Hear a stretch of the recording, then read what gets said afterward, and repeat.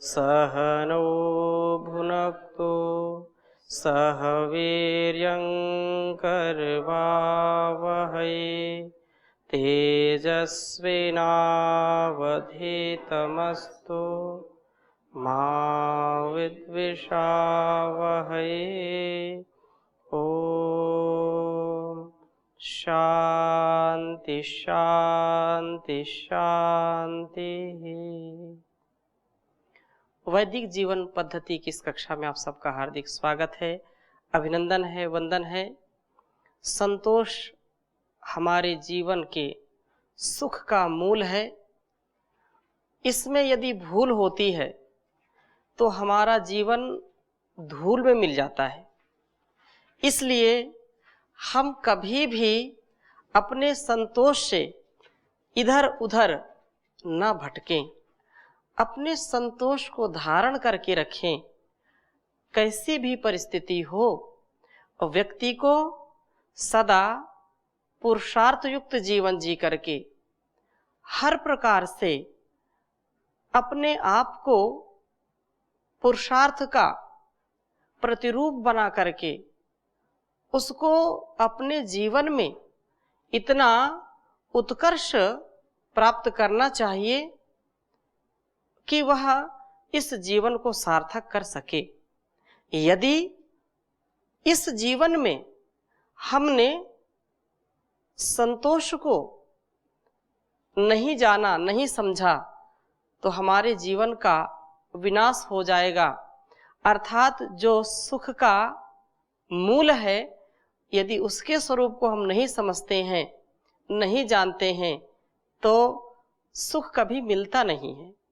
हम अपने घर में, परिवार में, समाज, इस संसार में जहाँ कहीं भी जाते हैं, जिस किसी के पास रहते हैं, उससे सुख की कामना करते हैं, उससे सुख चाहते हैं, और वह व्यक्ति, वह समाज और यह संसार हर व्यक्ति से सुख की अपेक्षा करता है। लेकिन यदि संतोषयुक्त जीवन नहीं होगा, सबके जीवन में तृष्णा, सबके जीवन में भोगों के प्रति आसक्ति यदि रहती है, तो व्यक्ति संतोषी नहीं हो सकता। और जब संतोषी नहीं रहेगा तो वह अपने आप को भी दुखी करता रहेगा और घर, परिवार, संसार को भी दुखी करेगा। इसमें कोई लेश मात्र शंका नहीं है। इसलिए हम जीवन में इसको धारण करें, क्योंकि संतोष ही सब सुखों का मूल है। संतोष मूलम ही सुखम, दुखम मूलम विपर्ययः। मनुस्मृति में जो मनु महाराज ने कहा था, उसकी चर्चा हमने पिछली कक्षाओं में की थी कि यदि सुख चाहते हैं तो संतोष मूल ही सुखम। सुख का मूल क्या है? संतोष। और दुख का मूल क्या है? इसके विपरीत असंतोष, तृष्णा युक्त जीवन। यदि हम असंतोष में जिएंगे तो दुख से बच नहीं सकते हैं। आगे बढ़ने से पहले आपको किसी कोई प्रश्न हो पिछली कक्षाओं में से? ओम स्वामी जी। जी, मेरा एक प्रश्न है कि जैसे संतोष, अपने लिए संतोष तो ठीक है, फिर अगर परिवार में संतोष नहीं रहते, मतलब संतोषी नहीं रह सकते, मतलब उतने स्तर पर जितना संतोष, अब उन्हें शास्त्र पता नहीं होता है जी, तो वो तो दुनिया के साथ ही चलते हैं। तो अगर मैंने शास्त्र को समझ लिया जी, तब फिर वो लोग ना समझ पाए उस तरह से, फिर उन्हें लगे कि संतोष मतलब कि जीवन को गरीबी में जीना या उसको मिनिमम आवश्यकताओं में जीना। जी। तो ये एक प्रायोगिक प्रश्न है, मतलब काफी सत्य है आपका जो प्रश्न है। ये यथार्थ में हम परिवार में जीते हैं। एक व्यक्ति जो संतोष को थोड़ा समझता है तो फिर उसको लोग ये समझने लगते हैं कि वास्तव में इसका जीवन तो निरर्थक है या इसका जीवन संकोची है, ये संकोच करता है, इसलिए इसका जो है उत्कर्ष नहीं हो सकता है। या कुछ लोग ऐसा बोलते हैं, क्या बताऊं, मैं बहुत संकोच करता हूं, जिससे मैं सदा जो है धोखा खाता हूं।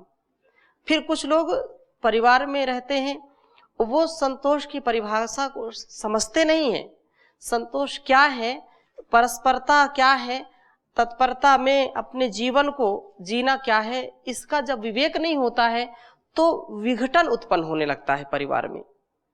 तो परिवार में चाहे माता पिता, भाई बहन, दादा दादी, चाचा चाची, जो भी परिवार हमारा सामूहिक परिवार में हम कैसे संतोष से जिए, इसके लिए सबसे मूल में माता पिता का यह कर्तव्य होता है कि अपने जीवन को उत्कर्ष में जिए, अपने कर्तव्य को ठीक ठीक समझें, स्वाध्याय से, सत्संग से, सद्विचार से और उसके प्रति जिज्ञासा, आध्यात्मिक जीवन को धारण करने से व्यक्ति संतोषी होता है।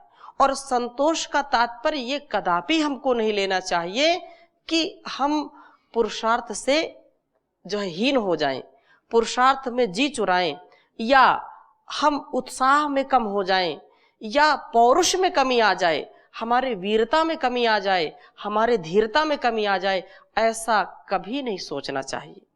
पूरा पुरुषार्थ करने के बाद, पूरी कड़ी मेहनत करने के बाद, अखंड प्रचंड पुरुषार्थ करने के बाद जो कुछ भी धन संपदा, जो कुछ भी हमको प्राप्त होता है, जो प्राप्त होता है पूरे पुरुषार्थ के बाद, वही पर्याप्त होता है, वही संतोष का फल होता है। यदि कोई व्यक्ति भूखा है और भोजन घर में सब लोगों ने कर लिया है, उसको बोलो कोई बात नहीं, आज आप संतोष करिए, तो वह भूखा व्यक्ति संतोष करेगा क्या? नहीं करेगा। इसका कोई तात्पर्य ये करे कि कोई बात नहीं, हमने संतोष के विषय में बड़ी कहानियां सुनी हैं, संतोष से बहुत सुख मिलता है, आपको बहुत प्यास लगी है, कोई बात नहीं, संतोष करिए। जैसे स्वामी जी, जैसे आज का जो जैसे शास्त्र लिखे गए थे वो पहले समय में थे, एक संतोष। अभी का मतलब है कि जैसे संतोष भी किसी को करना है, अगर कोई एक IAS ऑफिसर भी है जी, उसको संतोष करेगा तो उसकी सैलरी में उसका परिवार और बच्चों का एजुकेशन भी ढंग से नहीं होता जी। तो ये दोष उसका नहीं है, वो तो दोष सिस्टम ऐसा बन गया है जी। तो फिर वो उसको करना ही पड़ता है, थोड़ा इधर उधर जो भी वो करता है। तो उसको संतोष अगर वो रख लेगा तो वो तो अपने से ऊपर ले जाना चाहेगा अपने बच्चों को, तो वो तो नहीं ले जा पाएगा। फिर उसे कौन सा रास्ता अपनाना चाहिए? तो आपके कहने का तात्पर्य ये है कि लोगों के अंदर जो एक धारणा बन गई है, वो चाहे DM हो, SDM हो, या कोई कमिश्नर हो, या इससे भी बड़े रैंक का कोई अफसर हो, तो उसको ऐसी जो है सैलरी मिलती है, ऐसा वेतन मिलता है जिससे वो चाहता है कि मेरा बच्चा विदेश में पढ़ कर के और मेरे से बड़ा नाम रोशन करे, यदि मैं इस रैंक का अफसर हूँ तो और मेरे से बड़ा ऑफिसर वो बने। इसके लिए उसको झूठ बोलना पड़ेगा, छल करना पड़ेगा, रिश्वत लेनी पड़ेगी, भ्रष्टाचार करना पड़ेगा। अगर वो केवल अपने वेतन में संतोष करता है तो अपने संतानों को अच्छा, अपने से ऊंचा नहीं देख पाएगा। आपका आशय ये है, सत्य है ये। आज की जो धारणा है वो बिल्कुल वैसी ही बन गई है कि जो व्यक्ति अपने को ऊंचे स्तर पर ले गया है जैसे तैसे, वो चाहता है कि एन केन प्रकारेण छल कपट झूठ भ्रष्टाचार जो भी मैं कर सकता हूं उसको करके अपने बच्चे को अपने से बड़ा ऑफिसर बनाऊं, अपने से बड़ा नेता बनाऊं, अपने से बड़ा उसको जो है स्टार बना दूं, ताकि वो संसार में जो है बहुत जो है प्रसिद्धि को पा सके। ये ऐसा लोग सोचते हैं, चाहते हैं। परंतु याद रखें, जिनकी ऐसी धारणाएं हैं कि मेरी पत्नी, मेरे बच्चे, मेरा परिवार बहुत ऊंचा हो और जिससे मेरी जो है रोजी रोटी चलती है, नौकरी जितनी है उससे मेरा काम नहीं चलता है, तो मुझको ऊपर की कमाई चाहिए, ऐसा जो सोचता है उसके बच्चे तो हो सकता है कि उससे बड़े ऑफिसर बन जाएं, लेकिन उनके जीवन में कभी भी सुख और शांति का आधार नहीं हो सकता है। भले ही वो IAS PCS बना दे, भले ही अपने से बड़ा वो राष्ट्र का या प्रदेश का ऑफिसर बन जाए वो, लेकिन उनकी जो आंतरिक स्थिति है, जो परस्पर की स्थिति है, उसमें कभी भी पवित्रता और सुख शांति का आभास नहीं हो सकता। इसलिए उनको भी जो ऑफिसर बने हुए हैं, अपने से अपने बच्चों को बड़ा देखना चाहते हैं, उनको भी पुरुषार्थ सिखाएं, उनको भी बहुत जो है दिव्यता से पालन पोषण उनका करें कि अपने बल पर वो ऊंचा बने, ऊंचा उठें। आप इस बात को भी जानते हैं कि ऐसे राष्ट्र में ऐसे लोगों का नाम सुनहरे अक्षरों से लिखा जाता है कि अभी भी इस बार की जो परीक्षाएं हुई हैं, आपने देखा होगा कि माता पिता जो है मजदूरी करते हैं और अपने बच्चों को अपने खून पसीने की कमाई से पढ़ाए, और बच्चों ने भी इतना पुरुषार्थ किया कि पूरे जो है प्रांत में सबसे अच्छे अंक आए। ऐसे बहुत से माता पिता हैं कि मेहनत मजदूरी करते हैं, लेकिन वे कभी भी किसी की जेब नहीं काटते, कभी भी उनके अंदर छल कपट नहीं आता, कभी भी भ्रष्टाचार करके वो अपने बच्चों को ऊंचा नहीं उठाना चाहते हैं। और वही बच्चे वास्तव में अच्छे होते हैं, वे राष्ट्र के लिए गौरव का जो है कारण बनते हैं, जिनके माता पिता अपने ईमानदारी से, अपने पुरुषार्थ से, अपने संतोष से उनको सींचते हैं, और जो पुरुषार्थ किया उससे अपने बच्चों को जो भी शिक्षा दीक्षा देते हैं, उनसे कोई लेश मात्र उनको कष्ट नहीं होता है, उनको सुख और अंदर की जो है शांति का अनुभव सदा सर्वदा रहता है। तो ऐसे हमको संतोष रखना चाहिए। और परिवार में जो असंतोष की भावना कब आती है? जब लोगों की अनुत्पादक इच्छाएं होती हैं। भाई सबको आज के दौर में भोजन, वस्त्र, औषधि, आवास सबको पर्याप्त मात्रा में मिलता है। ऐसा जो हो सकता है, बहुत ऐसे हैं कि जिनको नहीं मिल पाता, दुर्भाग्य है। परंतु अधिकांश लोग बहुत ही जो है ऊंचा आहार के स्तर पर, व्यवहार के स्तर पर, धन के स्तर पर सब राष्ट्र जागरूक हो गए हैं। इतनी कोई जो है गरीबी या इतनी लाचारी नहीं रह गई है देशों में। तो अपने जीवन को हम इस संसार को से कुछ ले नहीं जा सकते हैं। इसलिए संतोष की बात इसलिए कहते हैं कि हम अपने को कभी पाप युक्त ना बनाएं। यदि हम पाप युक्त आचरण करते हैं तो हम जो सुख अंदर का चाहते हैं, जो आध्यात्मिक जीवन चाहते हैं, वो जी नहीं सकते, क्योंकि अंदर की हमारी आत्मा हमको कचोटती रहती। तो बड़ा छल किया, झूठ बोला, दूसरों को सताया, दूसरों की हिंसा की, तो हम बाहर से तो ठीक है, बाहर का वैभव तो हमारे आसपास रहेगा, लेकिन अंदर से हम खोखले हो जाएंगे, अंदर से हम संकीर्ण हो जाएंगे, अंदर से हमारा अस्तित्व क्षीण हो जाएगा। इसलिए संतोष की इतनी महिमा गाई है। और जहां सुमति है, जहां अच्छे विचार के लोग हैं, उसमें अनेक प्रकार की संपत्ति होती है। ऐसे इसको समझना चाहिए। और किसी कोई प्रश्न?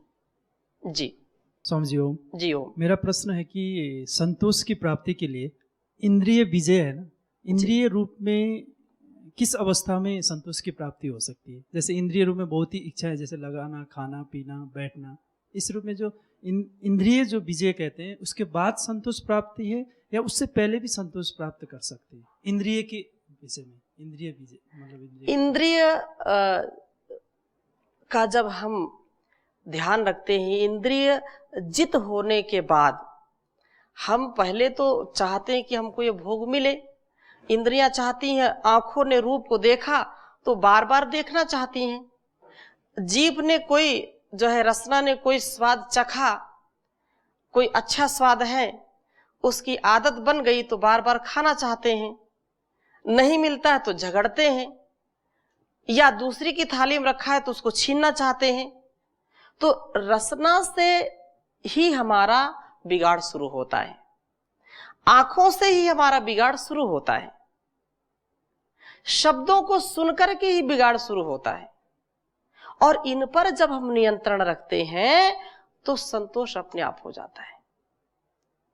जैसे कोई पदार्थ आपको ज्यादा अच्छा लगता है खाने में और सामने रखा है, आपकी थाली में नहीं आया, आपको बेचैनी नहीं हुई, आपने संभाला, कोई बात नहीं,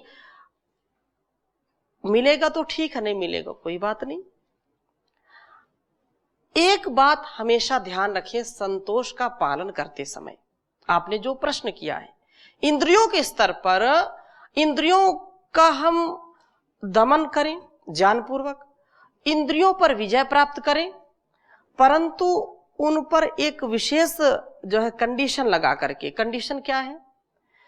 जो शब्द, रूप, रस, गंध, स्पर्श आदि हैं, 5 विषय, 5 ज्ञानेंद्रियों के, तो आप इस पर यह विचार करें, क्या मैं इसको प्राप्त करके ही अपने जीवन के लक्ष्य की प्राप्ति कर सकता हूं?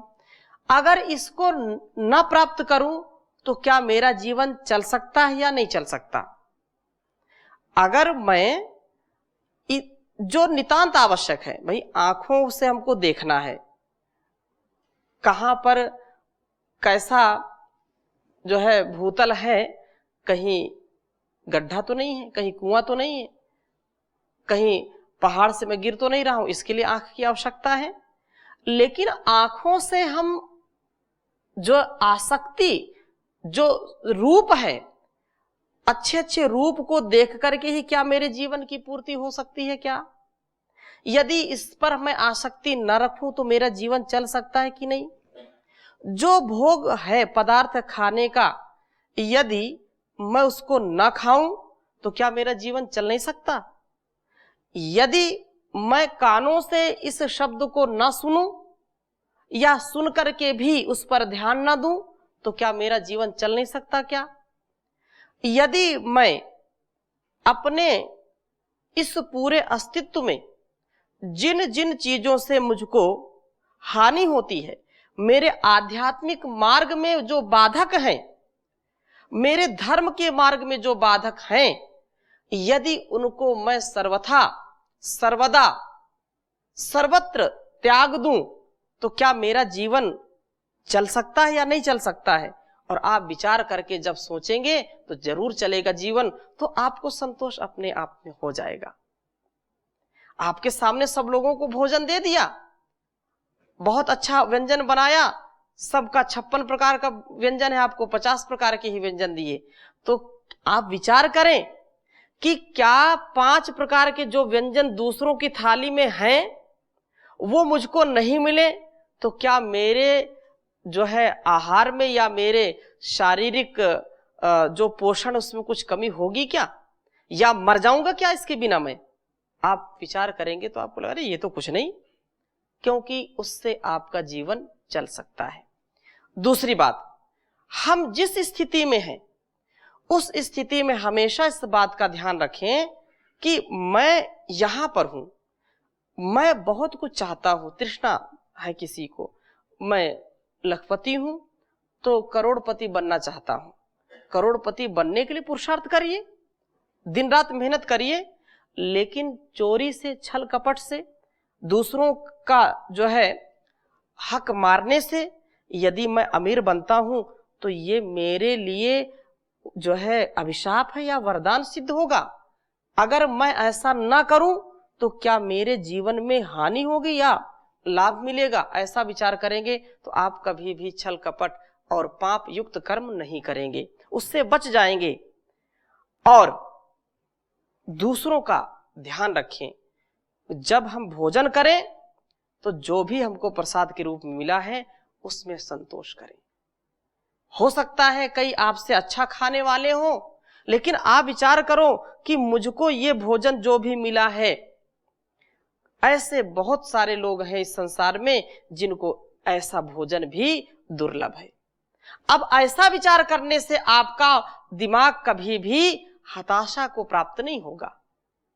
जो आपको दाल रोटी सब्जी जो भी मिल रहा है उसको प्रसाद मान करके खाएंगे तो आपको कभी भी दूसरों की थाली में रखा हुआ भोजन आपको कभी परेशान नहीं करेगा। आज लोगों के असंतोष का कारण यही है, लोगों के अंदर तृष्णा का कारण यही है कि उसकी थाली तो घी से भरी है और मेरी थाली तो बिल्कुल खाली है। ये विचार नहीं करते कि संसार में ऐसे कितने लोग होंगे जो बेचारे थाली को भी तरसते हैं। ऐसा विचार करना चाहिए कि परमात्मा ने शरीर मुझको दिया है, आंखें इतनी अच्छी दी हैं, इतना अच्छा शरीर दिया है, सारी इंद्रियों में शक्ति दी है, ये क्या कम दिया है? ऐसे कितने संसार में लोग हैं जो इन आंखों से देख नहीं पाते, जो इन कानों से सुन नहीं पाते, जो जीवा से बोल नहीं पाते, हाथ ही नहीं उनके पैर ही नहीं है, तो कम से कम उनसे आप अच्छे हैं कि नहीं? ऐसा जब विचार करेंगे तो कभी भी आपको निराशा नहीं आएगी।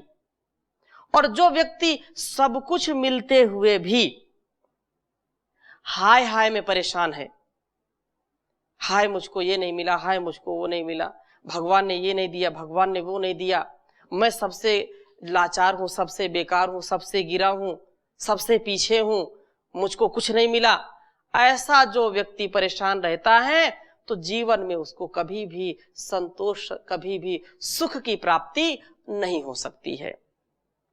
क्योंकि पृथ्वी में कहा कि पृथ्वी रत्न संपूर्णा हिरण्यम पशव स्त्रिया न अलम एकस्य तत्सर्वमिति मत्वा शमम व्रजेत। संसार में कभी भी सब कुछ एक व्यक्ति को दे दिया जाए तो भी उसकी तृप्ति कभी हो नहीं सकती है। इसलिए इस बात का हमेशा ध्यान रखें कि जो इंद्रियां हैं, इंद्रियां परमात्मा ने हमको अच्छे कामों के लिए दी हैं, हमको ज्ञान पूर्वक विवेक पूर्वक उनका जो है ध्यान करके उनका सदुपयोग लेना चाहिए, दुरुपयोग नहीं। कानों से अच्छे वचन सुने, मीठे वचन सुने, वाणी से मीठा बोलें, आंखों से भद्र देखें, हाँ, और अंगों से, सारे अंगों से अपने को हम दिव्य कर्मों से युक्त करें। इसलिए इन अंगों को करना आगे परमात्मा ने दिया है ताकि आप आगे के लक्ष्य को, धर्म अर्थ काम और मोक्ष के लक्ष्य को प्राप्त कर सकें। ये इंद्रियां आपके शत्रु हैं और ये इंद्रियां आपकी ही मित्र हैं, और संसार में कोई आपका शत्रु मित्र नहीं है। और जो लोग इनको जीत लेते हैं वही संसार में जो है जितात्मा कहलाते हैं। आचार्य शंकर लिखते हैं कि के शत्रवः सन्ति निजिंद्रियाणि, वो प्रश्नोत्तर एक पुस्तक है, उन्होंने कहा कि प्रश्न किया के शत्रवः, तुम्हारे शत्रु कौन है? के शत्रवः सन्ति, के शत्रवः सन्ति, तो उत्तर में कहा निज इंद्रियाणि।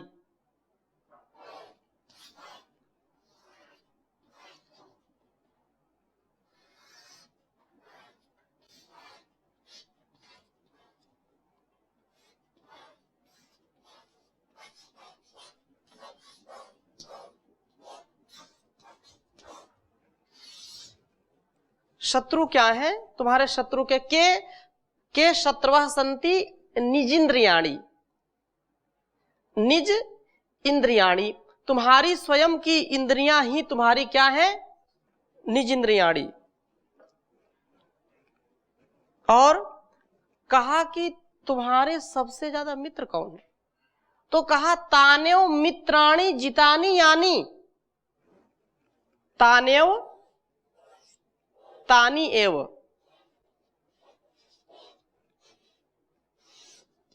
तान्येव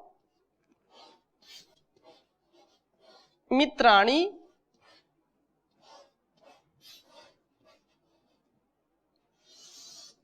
जितानि यानि।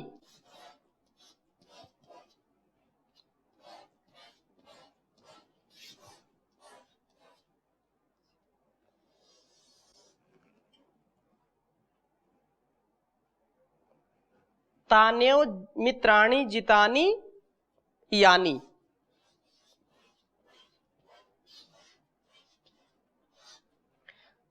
तो संसार में सबसे बड़ी शत्रु क्या है हमारी? हमारी ही इंद्रियां हमारी सबसे बड़ी शत्रु हैं। और कोई मित्र के रूप में यदि हो सकता है तो कहते हैं तान्येव मित्राणि जितानि यानि। करण जी जैसा पूछ रहे हैं तो कह रहे हैं कि ये वही हमारी सबसे ज्यादा मित्र हो जाती हैं, जितानी यानी जिसके द्वारा, जिस मनुष्य के द्वारा इंद्रियों को जीत लिया जाता है, अपने रसना की वासना को जीत लिया जाता है, अपने मन पर जिसकी विजय हो जाती है, अपनी दृष्टि पर जिसकी विजय हो जाती है, अपने कानों पर जिसकी विजय हो जाती है, अपने संपूर्ण शरीर में जो है विजय को प्राप्त कर लेता है, वही संसार में सुख को भोग सकता है, क्योंकि ये सारी उसकी मित्र हो गई। और जब इतने मित्रों से व्यक्ति सुसज्जित रहता है, इतने मित्रों के घेरे में रहता है, तो उसको संसार में कौन पराजित कर सकता है? कोई पराजित कर सकता है क्या? हमारी आंखें ही जब हमको धोखा देती हैं तभी हम जो है पतित हो जाते हैं। हमारी जीभ ही जब हमको धोखा दे देती है तब हम अधिक खाते हैं तो हम बीमार पड़ जाते हैं। हम कानों से कोई ऐसे शब्द सुन करके बिल्कुल जो है क्रोधित हो जाते हैं, तो उन कानों पर नियंत्रण होना चाहिए। वही शब्द ग्रहण करें जो आपके कल्याणकारी हैं, आपके लिए जो भद्र हैं, उन्हीं शब्दों को सुने, उन्हीं शब्दों को बोलें जो आपके जीवन के लिए कल्याणकारी हैं, आपके परिवार और आपके समाज के लिए उन्नत जो है शब्द हैं, जो जिससे दिव्यता को आप प्राप्त कर सकें। ऐसे शब्दों को जो है सुन करके, ऐसे शब्दों को बोल करके और वैसे कर्मों को करें जिससे आपका कभी भी अहित ना हो, आपका अकल्याण ना हो और इस संसार का भी अकल्याण ना हो।